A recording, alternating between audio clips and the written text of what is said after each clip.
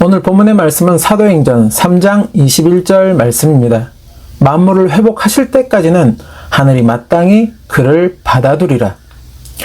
회복이라는 말의 의미는 어떠한 상태를 원래의 상태로 돌이키거나 원래의 상태를 되찾는다라는 것입니다. 즉 현재의 어떤 상태를 이전의 어떤 상태 또는 최초의 어떤 상태로 돌이켜 놓는 것 또는 그러한 상태를 되찾는 것을 회복이라고 말한다는 것입니다.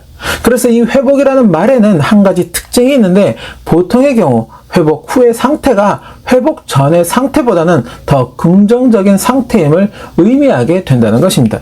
즉 보편적으로 회복은 부정적인 어떤 상태를 긍정적인 어떤 상태로 되돌리거나 만드는 것을 의미하게 된다는 것입니다. 그렇다면 오늘 본문의 말씀은 무엇을 의미하는 말씀일까? 만물을 회복하실 때까지 하늘이 마땅히 그를 받아두리라. 만물, 곧 세상의 모든 것들을 이전의 상태 또는 원래의 상태로 돌려놓을 때까지 하늘이 마땅히 그를 받아둔다고 말씀하고 있습니다. 이 문장에서 그는 바로 예수님을 의미하고 있다는 것입니다. 그리고 하늘이 마땅히 그를 받아둔다는 것은 곧 예수님이 하늘에 머물러 계셔야 한다는 것을 의미한다는 것입니다. 그래서 쉬운 성경은 이 문장을 이렇게 풀이하여 전하고 있습니다. 쉬운 성경 사도행전 3장 21절 말씀. 예수님은 하나님께서 오래 전부터 그의 거룩한 예언자들을 통해 약속하신 대로 모든 것을 원래의 모습대로 회복시킬 때까지 하늘에 머물러 계셔야만 합니다. 세상의 모든 것들을 원래의 모습대로 회복시킬 때까지 예수님은 하늘에 머물러 계셔야만 한다는 것입니다. 그렇다면 누가 세상의 모든 것을 원래의 모습대로 회복시키신다는 것일까? 바로 창조주 하나님이 그리 하신다는 것입니다. 그리고 이것은 이미 오래전부터 하나님의 선지자들을 통해서 약속하신 내용이라는 것입니다. 즉 하나님이 반드시 세상을 원래의 모습대로 회복시키시겠다고 약속하셨다는 것입니다. 그렇게 세상이 원래의 모습대로 회복이 될 때까지는 예수님은 하늘에 머물러 계셔야 한다는 것입니다. 이것은 돌려 말하면 세상이 이전의 모습대로 회복이 될 때 예수님이 이 땅에 다시 오신다는 것을 의미하고 있다는 것입니다. 즉 예수님 재림의 때는 바로 세상의 모든 것들이 회복되는 그 순간이라는 것입니다. 계시록 21장 1절에서 2절 말씀. 또 내가 새 하늘과 새 땅을 보니 처음 하늘과 처음 땅이 없어졌고 바다도 다시 있지 않더라. 또 내가 보매 거룩한 성 새 예루살렘이 하나님께로부터 하늘에서 내려오니 그 준비한 것이 신부가 남편을 위하여 단장한 것 같더라. 그리고 5절 말씀. 보좌에 앉으신 이가 이르시되 보라 내가 만물을 새롭게 하노라 하시고 또 이르시되 이 말은 신실하고 참되니 기록하라 하시고. 그렇다면 언제 세상의 모든 것들이 회복되는 때가 올 것인가? 많은 사람들이 이러한 때와 시기에 대하여 많은 관심과 의문을 갖는다는 것입니다. 그러나 주님은 분명하게 말씀하셨다는 것입니다. 때와 시기에 관한 것은 오직 하나님 아버지의 권한이기에 우리의 알 바가 아니라고. 그렇게 믿음의 사람들은 때와 시기에 집중해야 하는 것이 아니라 주어진 사명, 곧 땅끝까지 이르러 복음을 전하는 증인으로서의 그 사명을 감당해야 할 것이라고 말씀하여 주셨다는 것입니다. 사도행전 1장 6절에서 8절 말씀. 그들이 모였을 때 예수께 여쭈어 이르되 주께서 이스라엘 나라를 회복하심이 이때니까 하니 이르시되 때와 시기는 아버지께서 자기의 권한에 두셨으니 너희가 알 바 아니요 오직 성령이 너희에게 임하시면 너희가 권능을 받고 예루살렘과 온 유대와 사마리아와 땅 끝까지 이르러 내 증인이 되리라 하시니라. 그러나 그렇다고 해서 주님이 아예 그때와 시기에 대한 것을 알려주시지 않은 것은 또한 아니라는 것입니다. 때와 시기가 언제인지는 말씀하시지 않았지만 그 때와 시기가 이르렀을 때 세상에 나타나는 여러 징조들에 관해서는 말씀하여 주셨다는 것입니다. 그것은 곧 말씀에 깨어있는 믿음의 사람들은 그러한 징조를 통해 하나님이 약속하신 그 때와 시기가 곧 도래하게 된다는 것을 깨닫게 된다는 것입니다. 그리고 그러한 깨달음과 함께 더 주님 앞에 의인으로 서기를, 그렇게 정결하고 거룩한 모습으로 설 수 있기를 힘쓰게 된다는 것입니다. 그렇다면 주님이 말씀하신 그 징조들이라는 것은 무엇일까? 세상에 어떠한 현상들이 나타날 때 우리는 그것이 주님이 말씀하신 징조임을 알 수 있는 것일까? 이러한 징조 등에 관한 것을 성경은 여러 군데에서 말씀하고 있지만 오늘은 그러한 징조와 현상이 무엇인지에 관하여 말씀을 나누고자 하는 것이 아닙니다. 더불어 성경에서 말씀하고 있는 징조와 현상에 관해서는 무수한 해석들이 난무하고 있다는 것입니다. 이러한 해석들의 옳고 그름을 떠나 한 가지 분명한 것은 하나님이 약속하신 그날이 반드시 이 땅에 도래하게 될 것임을 성경은 말씀하고 있다는 것입니다. 더불어 구약에서 신약의 계시록에 이르기까지 하나님의 그 약속은 반드시 이루어질 것임을 또한 강조하고 있다는 것입니다. 바로 그러기에 우리는 깨어있는 믿음이어야 한다는 것입니다. 더불어 마지막 때를 산다가는 지금의 우리는 반드시 이러한 깨어있는 믿음이어야 하며 그날을 예비하는 신앙의 삶이어야 한다는 것입니다. 그렇게 깨어있는 믿음으로 서기 위해서는 또 하나님이 약속하신 그날을 예비하는 자의 삶이 되기 위해서는 먼저 내 영적인 회복을 이루어야 한다는 것입니다. 하나님을 향한 또 예수 그리스도를 향한 믿음의 회복이 먼저 이루어져야 한다는 것입니다. 그렇다면 어떻게 그 회복을 이룰 수 있는 것일까? 예수님이 이 땅에 오셨을 때 그 길을 먼저 예비하였던 세례 요한과 예수님이 공통적으로 하신 말씀이 있습니다. 바로 회개하라는 것이었습니다. 마태복음 3장 1절에서 2절 말씀. 그때 세례 요한이 이르러 유대 광야에서 전파하여 말하되 회개하라 천국이 가까이 왔느니라 하였으니, 그리고 마태복음 4장 17절 말씀. 이때부터 예수께서 비로소 전파하여 이르시되 회개하라 천국이 가까이 왔느니라 하시더라. 천국이 가까이 다가왔으니 회개하라. 이것은 곧 회개하는 자만이 천국을 바라볼 수 있다는 것입니다. 회개하는 자만이 그날의 주님 앞에 의인으로 설 수 있다는 것입니다. 회개하는 자만이 이 마지막 때에 깨어있는 믿음으로 설 수 있으며 그날을 예비하는 자의 삶을 살아갈 수가 있다는 것입니다. 그렇다면 세례 요한과 주님이 말씀하시는 그 회개는 무엇일까? 내가 하나님 앞에 죄인임을 시인하는 것입니다. 말씀보다 인간의 육체적 속성을, 욕망을, 욕심을 따르고자 했던 내 안의 죄의 속성을 말씀 앞에 온전히 시인하는 것입니다. 그리고 이제 그러한 속성을 모두 버리고 말씀의 선한 것을 쫓고자 하는 다짐이어야 한다는 것입니다. 바로 그 다짐을 공식화하는 것이 물세례라는 것입니다.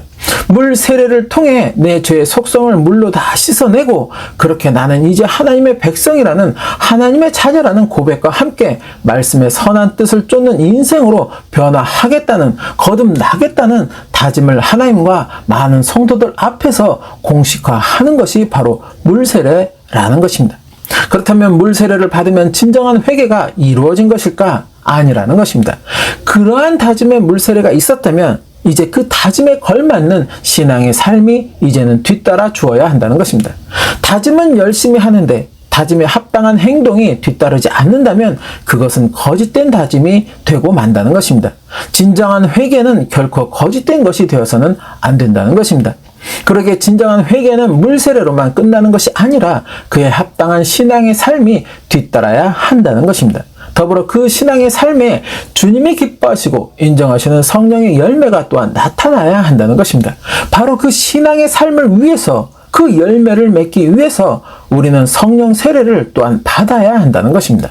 그렇게 성령의 임재와 함께 성령의 뜻에 순종하는 나의 믿음이요 신앙의 삶이 될 때 나는 온전히 회개한 자의 모습으로 설 수 있게 된다는 것입니다. 하나님 나라를 바라볼 수 있는 자로 서게 된다는 것입니다.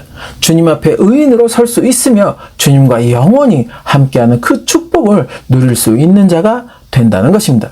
바로 그러기에 진정한 회개를 이룬다는 것이 말처럼 그리 쉬운 것은 아니라는 것입니다. 베드로는 부활하신 주님께 내가 진정으로 주님을 사랑합니다 라는 고백을 하였고 남은 평생 그 고백에 합당한 신앙의 발걸음을 걸어갔다는 것입니다. 십자가를 거꾸로 치고 죽는 순교의 자리에서도 그는 끝까지 믿음의 사도로서 주님을 향했던 그 다짐을 지키는 모습을 보였다는 것입니다. 다메섹에서 주님을 만난 사도 바울 역시도 마찬가지였다는 것입니다. 주님을 만나기 전 자신에게 유익했던 것들, 그렇게 자신의 자부심으로 여겼던 그 모든 것들을 다 배설물로 여길 만큼 그는 철저하게 이전 자신을 버리고 복음을 위해 거듭난 자의 모습을 살았다는 것입니다. 복음을 전하며 당하는 온갖 고난 속에서도 그는 포기하거나 좌절하지 않고 끝까지 복음 증인의 사명을 감당하는 그러한 발걸음을 걸어갔다는 것입니다. 그렇게 남은 평생 온전히 말씀을 쫓아 성령의 뜻을 쫓아 복음을 전하는 인생이었으며 로마에서 목이 잘려 순교를 당하는 그 순간까지도 그는 오직 복음을 전하는 자의 모습이었다는 것입니다. 빌립보서 3장 7절에서 9절 말씀. 그러나 무엇이든지 내게 유익하던 것을 내가 그리스도를 위하여 다 해로 여길 뿐더러 또한 모든 것을 해로 여김은 내 주 그리스도 예수를 아는 지식이 가장 고상하기 때문이라. 내가 그를 위하여 모든 것을 잃어버리고 배설물로 여김은 그리스도를 얻고 그 안에서 발견되려 함이니 내가 가진 의는 율법에서 난 것이 아니요 오직 그리스도를 믿음으로 말미암은 것이니 곧 믿음으로 하나님께로부터 난 의라. 진정으로 회개한 자의 모습은 바로 이런 것이라는 것입니다. 철저하게 자신의 죄성을 멀리하며 주님의 선한 뜻을 쫓고자 하는 그 마음과 신앙의 발걸음을 걸어가는 모습이 바로 회개한 자의 모습이라는 것입니다. 물론 그들이 회개한 이후 정말로 예수님과 같이 온전히 흠과 점이 없는 그러한 모습이었다고 단언할 수 있는 것은 아닙니다.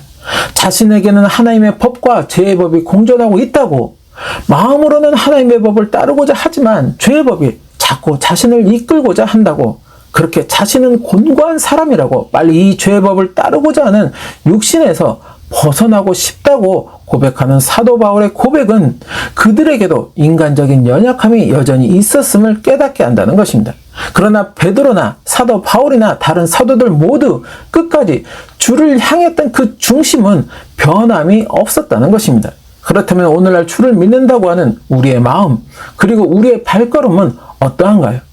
우리는 진정 회개한 자의 모습이요 그러한 신앙의 발걸음을 걸어가고 있다고 말할 수 있는가 하는 것입니다. 우리 마음의 주를 향한 중심 외에 다른 것은 없다고 단언할 수 있는가 하는 것입니다.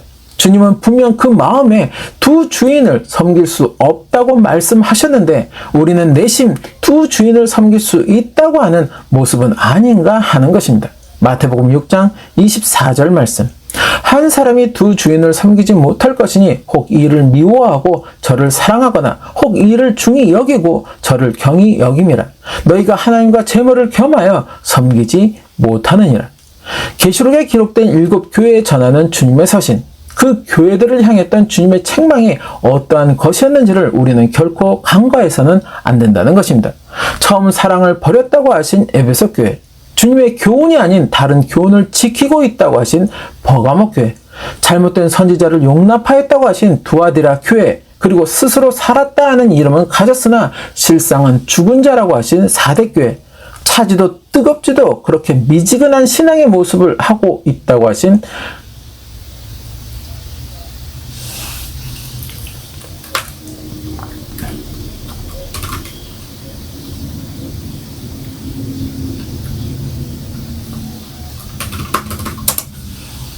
차지도 뜨겁지도 않은 그렇게 미지근한 신앙의 모습을 하고 있다고 책망하신 라오디게아 교회, 지금 우리에게도 얼마든지 있을 수 있는 그러한 모습이라는 것입니다. 이러한 교회들을 향하여 주님은 마지막에 회개를 촉구하고 계신다는 것입니다. 그것은 곧 책망의 모습들을 벗어나 이전의 모습, 곧 주님이 인정하는 교회의 모습으로 또 신앙의 모습으로 그 믿음을, 그 영성을 회복하라는 것입니다. 그래야 그날에 이기는 자로 설 수 있다고, 또 그렇게 이기는 자가 되어야 주님이 약속하신 그 상급을 누릴 수 있다고 주님은 권면하고 계신다는 것입니다. 베드로후서 3장 9절에서 13절 말씀. 주의 약속은 어떤 이들이 더디다고 생각하는 것 같이 더딘 것이 아니라 오직 주께서는 너희를 대하여 오래 참으사 아무도 멸망하지 아니하고 다 회개하게 이르기를 원하시느니라. 그러나 주의 날이 도둑같이 오리니 그날에는 하늘이 큰 소리로 떠나가고 물질이 뜨거운 불에 풀어지고 땅과 그 중에 있는 모든 일이 드러나리로다. 이 모든 것이 이렇게 풀어지리니 너희가 어떠한 사람이 되어야 마땅하냐? 거룩한 행실과 경건함으로 하나님의 날이 임하기를 바라보고 간절히 사모하라. 그날에 하늘이 불에 타서 풀어지고 물질이 뜨거운 불에 녹아지려니와 우리는 그의 약속대로 의가 있는 곳인 새 하늘과 새 땅을 바라보도다. 하나님이 약속하신 그날, 초대 교회 때부터 성도들은 자신들 때 그날이 임할 것이라는 믿음으로 하나님을 향한, 또 예수 그리스도를 향한 믿음과 정죄를 지켜왔습니다. 나무에 걸려 산채로 태워지고 사자밥이 되고 온갖 핍박과 수모를 당해도 주님의 약속을 믿으며 흔들림 없이 믿음을 지켜왔다는 것입니다. 더불어 그러한 복음을 곳곳에 전하였고, 그렇게 오늘날 우리가 주를 믿는 그리스도인이 될 수 있었다는 것입니다. 우리는 말씀을 읽고 들으며 그렇게 주님의 약속이 무엇인지를 알고 있다는 것입니다. 그 약속을 향한 진정한 믿음이 있다면 우리의 시선은 이제 새 하늘과 새 땅을 바라보는 시선이어야 한다는 것입니다. 더불어 그 시선에 합당한 우리 믿음의 삶이어야 한다는 것입니다. 진정한 회개한 자의 모습, 그렇게 주님을 향한 내 영적인 회복을 이루는 우리의 모습이어야 한다는 것입니다. 그래야 곧 이르게 될 주님의 그날에 우리는 주님 앞에 기쁨의 모습으로 설 수 있게 된다는 것입니다. 주님은 바로 그것을 위해 우리에게 회개하라는 권면을 하고 계신다는 것입니다. 저와 여러분이 주님의 권면에 합당한 회개한 자의 모습이 되시기를 소망합니다. 그렇게 주님을 향한 믿음과 영성이 회복되는 그러한 모습이기를 소망합니다. 그래서 그날에 모두가 주님 앞에 기쁨으로 서게 되시기를, 그 축복이 임하게 되시기를 예수님의 이름으로 축원합니다.